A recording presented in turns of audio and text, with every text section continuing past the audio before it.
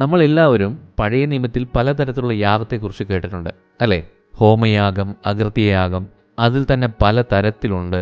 അത് എങ്ങനെ ചെയ്യണം, എപ്പോഴൊക്കെ ചെയ്യണം, ആരൊക്കെയാണ് ചെയ്യേണ്ടത് എന്നൊക്കെയുള്ള ചിന്തകൾ പല സമയത്തും നമ്മളെ കൺഫ്യൂസ് ആക്കിയിട്ടുണ്ട്, അല്ലേ? നമുക്ക് അതിനെക്കുറിച്ച് സിമ്പിളായിട്ട് വളരെ ലളിതമായിട്ട് നമുക്ക് നോക്കാം. ഇതുപോലുള്ള കൂടുതൽ വീഡിയോസ് കാണേണ്ടതിന് ബൈബിൾ ഇൻസൈറ്റ് എന്ന ചാനലിൻ്റെ പ്ലേലിസ്റ്റിൽ സന്ദർശിക്കുക. എന്താണ് ഹോമയാഗം? എപ്പോഴാണ് ഇത് ചെയ്യേണ്ടത്? ഹോമയാഗത്തിൻ്റെ ഉദ്ദേശം എന്ത്? ഇതിനെക്കുറിച്ച് നമുക്ക് ഈ വീഡിയോയിൽ ഡീറ്റെയിൽ ആയിട്ട് പഠിക്കാം. യഹോവ അറിയപ്പെടുന്നത് തന്നെ ഹോളി ഓഫ് ഹോളീസ് എന്നതാണ്, വിശുദ്ധരിൽ അതിവിശുദ്ധൻ. ദൈവം ഒരിക്കൽ മനുഷ്യരിൽ വിശുദ്ധി ഇല്ലാത്തതുകൊണ്ട് ഈ ലോകത്തെ വെള്ളം കൊണ്ട് നശിപ്പിച്ചു എന്ന് നമുക്ക് അറിയാവുന്നതാണ്. അതിനകത്തു നിന്ന് രക്ഷപ്പെട്ടത് നോഹയും കുടുംബവും പെട്ടകത്തിലുണ്ടായിരുന്ന മൃഗങ്ങളും പറവജാതികളും മാത്രമാണ്. ഹോമയാഗത്തിൻ്റെ ഉദ്ദേശം തന്നെ മനുഷ്യരാശിയെ നിലനിർത്തുക എന്നതാണ്. മനുഷ്യന് തന്നെത്താൻ വിശദീകരിക്കാൻ പറ്റാത്തതുകൊണ്ട് ദൈവം ഈ യാഗം എന്ന സമ്പ്രദായം മനുഷ്യവർഗത്തിന് ഇൻട്രൊഡ്യൂസ് ചെയ്തു. എന്ന് പറഞ്ഞാൽ മനുഷ്യരാശിയെ നിലനിർത്തി അവരുടെ പാപങ്ങൾക്ക് പരിഹാരമായി യാഗങ്ങളെ ഇൻട്രൊഡ്യൂസ് ചെയ്യുക എന്നതാണ്. രക്തച്ചൊരിച്ചിലുകളില്ലാതെ പാപവിമോചനമില്ല എന്ന് നമുക്കറിയാം. അതുകൊണ്ട് പിന്നെയും ദൈവം ഈ ലോകത്തെ മുഴുവനായിട്ട് നശിപ്പിക്കാതിരിക്കേണ്ടതിനാണ് രക്തത്തിലൂടെ പാപമുക്തി കൊടുക്കുക എന്നുള്ളത്. എന്ന് പറഞ്ഞാൽ രക്തത്തിലൂടെ ശുദ്ധീകരണം കൊടുക്കുക. ഈ യാഗത്തെ നമുക്ക് കൃപ എന്ന് വിളിക്കാം. കാരണം മനഃപൂർവ്വമായിട്ടോ മനഃപൂർവ്വമല്ലാതെയോ ആരെങ്കിലും പാപം ചെയ്താൽ അവൻ്റെ അല്ലെങ്കിൽ അവളുടെ പാപത്തിന് പകരമായിട്ട് ഒരു മൃഗത്തെ യാഗം കഴിക്കുന്നു. എന്ന് പറഞ്ഞാൽ സ്വന്തം ജീവന് പകരം വേറൊരു മൃഗത്തിൻ്റെ ജീവനെ അതിന് ബലിയായിട്ട് കൊടുക്കുക. അതുകൊണ്ട് ഇതിനെ നമുക്ക് കൃപ എന്ന് വിളിക്കാം. എന്നാൽ ബലിയാഗ സമ്പ്രദായത്തിന് ഒരു പൂർത്തീകരണം കൊണ്ടുവരാൻ കഴിഞ്ഞില്ല. അതുകൊണ്ടാണ് യേശു ഈ ഭൂമിയിലേക്ക് വന്നത്. ഹോമയാഗത്തിന് എബ്രായ ഭാഷ അനുസരിച്ച് അതിന് ഓല എന്നാണ് പറയുന്നത്. അതിൻ്റെ അർത്ഥം അസെൻറ്റ് അല്ലെങ്കിൽ ഗോ അപ്പ് എന്ന് പറയും. യാഗപീഠത്തിലാണ് ഈ യാഗം കഴിക്കുന്നത്. യാഗപീഠത്തിന് ഓൾട്ടർ എന്ന് പറയുന്നു. ഇതിനെ പൂർത്തീകരിച്ച് the alter of the assent എന്നും പറയാറുണ്ട്. അതായത് കയറ്റത്തിൻ്റെ യാഗപീഠം എന്ന് പറയും.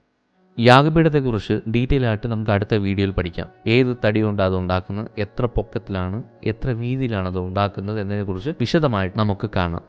എപ്പോഴൊക്കെയാണ് ഈ യാഗങ്ങൾ ചെയ്യുന്നത്? പല സമയങ്ങളിലായിട്ട് ചെയ്യാറുണ്ട്, പല കാരണങ്ങൾക്ക് ചെയ്യാറുണ്ട്. അതിനകത്ത് കുറച്ച് കാര്യങ്ങൾ നമുക്കിപ്പോൾ നോക്കാം. എല്ലാ ദിവസവും 2 പ്രാവശ്യം നിരന്തരമായി ഈ യാഗങ്ങൾ ചെയ്യാറുണ്ട്. പുറപ്പാട് 29-ലും സംഖ്യാപുസ്തകം 28-ാം അധ്യായത്തിൽ നമുക്കത് കാണാം. പുരോഹിതൻ്റെ ശുദ്ധീകരണത്തിന് വേണ്ടി ഈ യാഗങ്ങൾ ചെയ്യാറുണ്ട്. ലേവ്യരുടെ ശുദ്ധീകരണത്തിന് വേണ്ടി ഈ യാഗങ്ങൾ ചെയ്യാറുണ്ട്. പ്രസവശേഷമുള്ള ശുദ്ധീകരണത്തിന് വേണ്ടി, കുഷ്ഠരോഗത്തിൻ്റെ ശുദ്ധീകരണത്തിന് വേണ്ടി, നാസീർ വ്രതത്തിൻ്റെ ശുദ്ധീകരണത്തിന് വേണ്ടി, അകൃത്യത്തിൻ്റെ ശുദ്ധീകരണത്തിന് വേണ്ടി, ഇങ്ങനെ പലതരത്തിലുണ്ട്.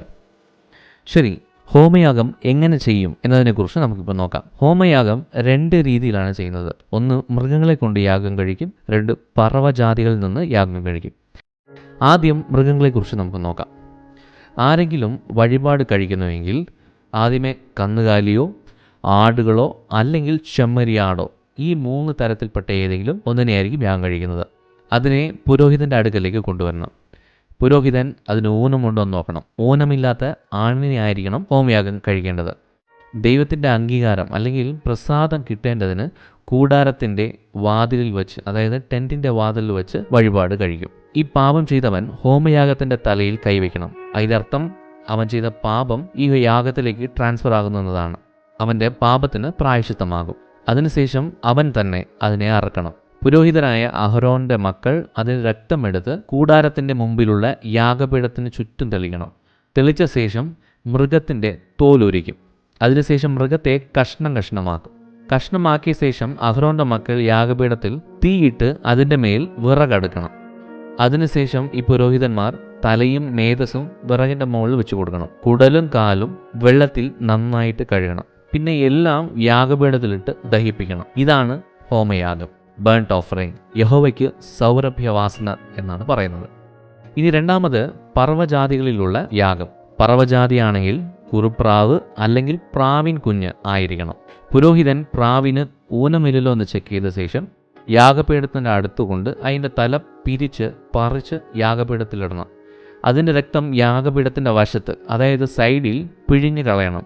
അതിൻ്റെ തീൻപണ്ടവും തൂവലുകളും മാറ്റി യാഗപീഠത്തിൻ്റെ കിഴക്ക് വശത്ത്, അതായത് ഈസ്റ്റ് സൈഡിൽ ചാരത്തിൻ്റെ കൂടെ ഇടണം. ചാരമെന്ന് പറയുന്നത് യാഗപീഠത്തിൽ തീ കത്തിക്കുന്നതിൻ്റെ ചാരം വെളിയിലെടുത്ത് ഇടുന്ന സൈഡിലാണ്. അതിനെ ചിറകോട് കൂടെ പിളർക്കണം. അതിനുശേഷം പുരോഹിതൻ യാഗപീഠത്തിൽ വിറകിൻ്റെ മുകളിൽ വെച്ച് ഇതിനെ ദഹിപ്പിക്കണം. ഇതാണ് പറവജാതികളിലുള്ള ഹോമയാഗം. യഹോവയ്ക്ക് സൗരഭ്യവാസനയുള്ളതാണ്. നിങ്ങൾ യേശുവിനാൽ അനുഗ്രഹിക്കപ്പെട്ടവർ. ആമേൻ.